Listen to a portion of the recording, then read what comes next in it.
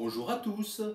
Retrouver l'humilité, c'est aussi s'ouvrir à la gratitude et quitter l'exigence et la dureté de celui qui croit que tout lui est dû pour retrouver quelque chose de l'émerveillement de l'enfant qui sait encore ressentir toute beauté comme une surprise et toute tendresse comme un refuge.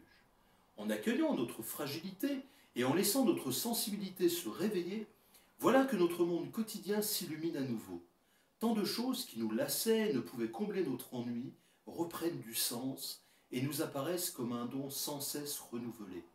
Se réveiller le matin et savoir à nouveau dire merci à l'univers, à Dieu, selon les mots qui sont les vôtres, c'est aussi se remercier soi-même de retrouver fraîcheur et simplicité, se remercier de réapprendre à se réjouir de peu. Ne dit-on pas que le plus riche est celui qui sait se contenter de peu? Et si ce peu est infime, n'a-t-il pas part à l'immense vie de l'univers? Est-ce vraiment si peu?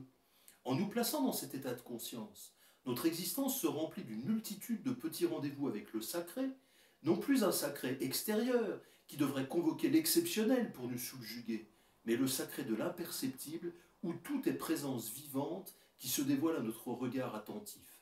Cette nouvelle densité que prend alors notre vie est source d'une joie bien plus intense que celle que peuvent procurer les richesses matérielles. C'est une joie libre qui ne dépend que de notre faculté à rester éveillé devant la splendeur du monde. Ainsi, celui qui abdique de la volonté de toute puissance de l'orgueil et de ses prétentions avides, pour épouser l'humilité pleine de gratitude, s'engage sur un chemin de révélation où se découvrent à lui les aspects les plus secrets du réel.